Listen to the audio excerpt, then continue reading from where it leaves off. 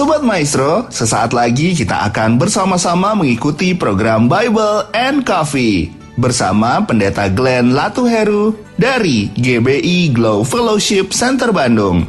Selamat mendengarkan.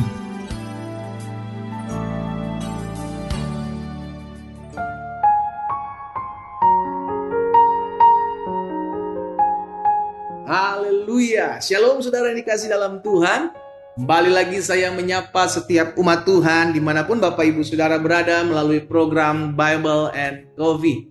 Saudara yang dikasih dalam Tuhan, melalui program ini saya rindu setiap umat Tuhan terus tertanam dalam firman Tuhan. Melalui program ini saya rindu setiap kita terus mencari Tuhan, mengandalkan Tuhan dan terus mengingat akan janji-janji Tuhan. Karena dunia di mana kita hidup adalah dunia yang semakin hari semakin jahat. Alkitab jelas mencatat dunia kita di mana kita hidup adalah dunia yang sedang lenyap dengan segala keinginannya, dengan segala kejahatannya. Tapi orang-orang yang hidup takut akan Tuhan, orang-orang benar akan hidup dalam imannya. Bagaimana kita bisa beriman? Bagaimana kita bisa timbul iman? Alkitab mencatat iman timbul dari pendengaran, dan pendengaran akan firman Kristus. Kita berdoa, kita akan merenungkan firman Tuhan. Bapak, terima kasih buat hari yang baru. Kami bersyukur buat kasih setia Tuhan, buat anugerah Tuhan dalam kehidupan kami.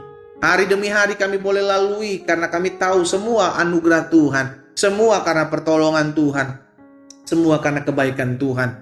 Itu sebabnya kami perlu firman-Mu, Roh Kudus, sampaikan sesuatu bagi masing-masing kami. Urapi kami dengan roh hikmat dan wahyu, sehingga kami mengerti akan kebenaran. Dan biarlah kebenaran ini yang memerdekakan hidup kami. Di dalam nama Tuhan Yesus Kristus kami berdoa. Haleluya. Amin. Puji Tuhan.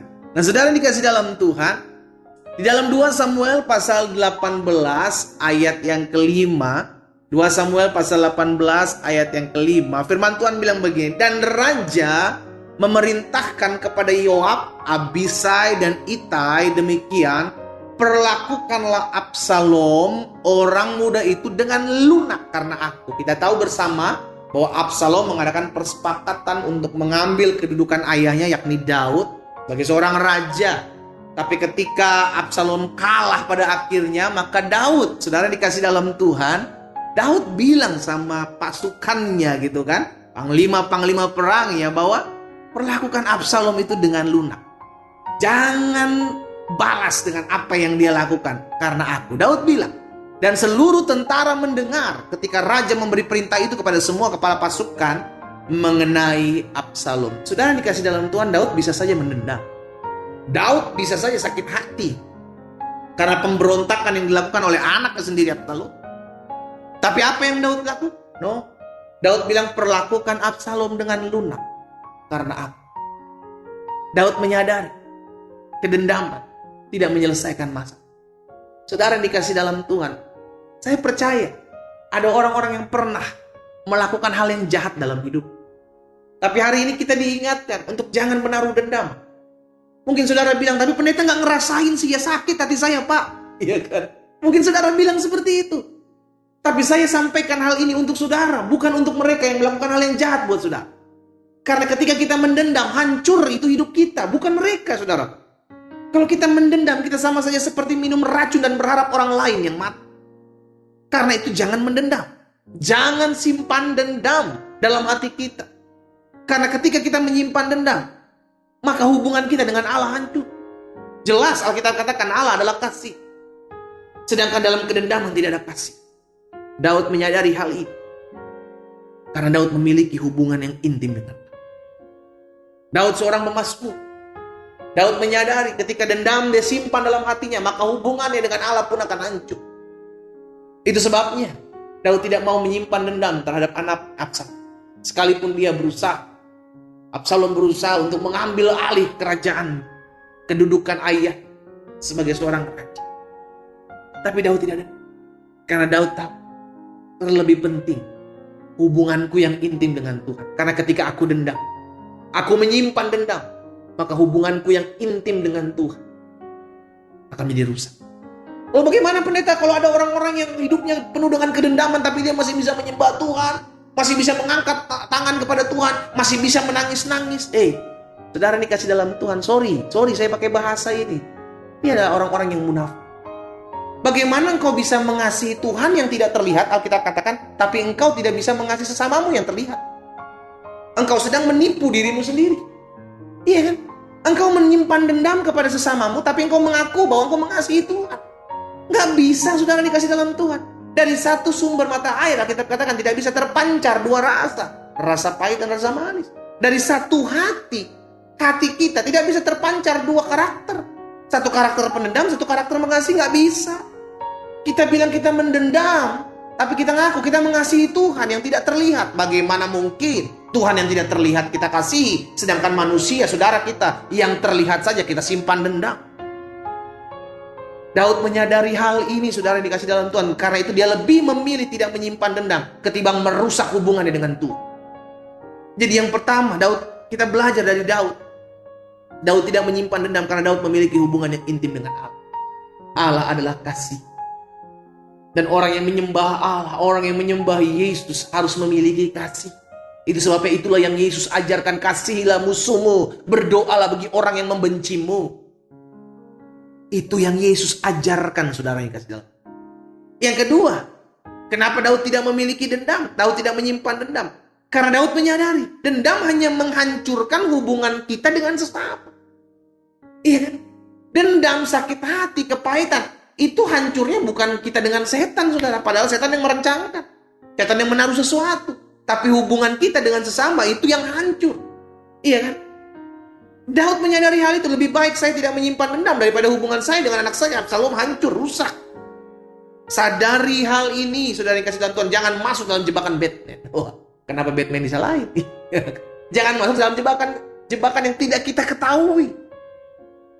Kita pikir kita sedang berlakukan, wajar dong pendeta saya dendam, wajar dong saya lakukan hal ini. Karena dia melakukan terlebih dahulu yang jahat kepada saya. Karena dia merugikan hidup saya pendeta. Karena dia lakukan ini, lakukan itu. Hei, sadar dong.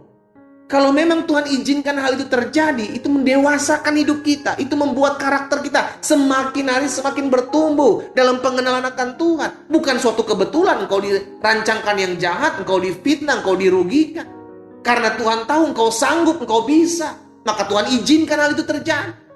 Tapi perjuangan, peperangan kita bukan melawan darah dan daging. Ingat hal itu. Ya, saudara dikasih dalam Tuhan. Daud tidak menyimpan dendam kepada Absalom. Dan ini pun yang harus kita lakukan. Karena Daud yang pertama memiliki hubungan intim dengan Allah. Dia tidak mau memilih untuk merusak hubungannya dengan Allah, ketimbang menyimpan dendam terhadap sesama. Ini juga yang harusnya kita sadar. Jangan menghancurkan hubungan kita dengan Tuhan yang sudah menyelamatkan kita hanya karena ada orang-orang yang memang melukai kita, merugikan hidup kita. Yang kita percaya satu hal, bahwa Allah turut bekerja dalam segala sesuatu untuk mendatangkan kebaikan dalam hidup kita. Ada orang-orang yang merancangkan yang jahat. Kita percaya kok Tuhan bisa pakai rancangan orang jahat mendatangkan kebaikan dalam kehidupan kita. Amin. Yang kedua, kenapa Daud tidak berdendam? Karena Daud percaya, Daud tahu betul dendam hanya menghancurkan hubungan dengan sesama. Dan yang ketiga, kenapa Daud tidak mendendam? Karena dendam hanya membuat luka dalam kehidupan. Saudara, dendam tidak melukai musuhmu.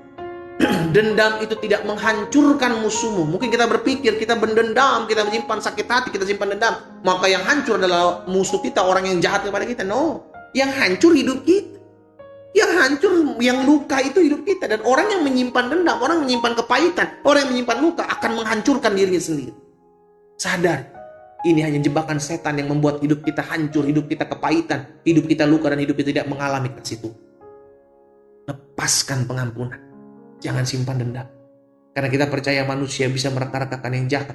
Tapi Tuhan pakai semuanya itu untuk mendatangkan kebaikan. Dan ujung-ujungnya mendatangkan kasih dalam kehidupan. Kita berdoa. Kita datang kepada Tuhan. Bapa, ampuni kami. Kalau selama ini kami masih menyimpan dendam, sakit hati, kecewa terhadap orang-orang yang pernah melakukan yang jahat dalam hidup kami.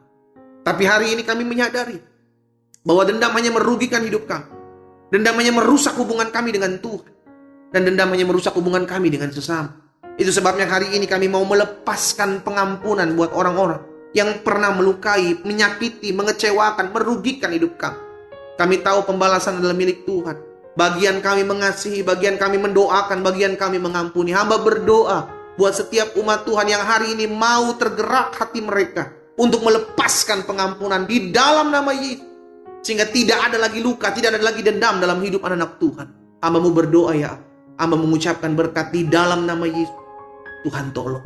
Hamba juga berdoa buat yang sakit, Allah jamah dan sembuhkan. Bahkan mereka yang berbeban berat, Tuhan yang memberikan kelegaan dan kekuatan dalam mereka menghadapi pergumulan yang ada. Di dalam nama Tuhan Yesus Kristus hamba berdoa. Haleluya. Amin.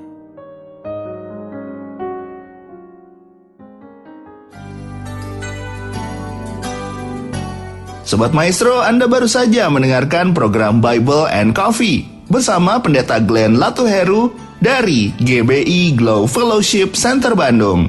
Terima kasih atas perhatian Anda. Tuhan Yesus memberkati.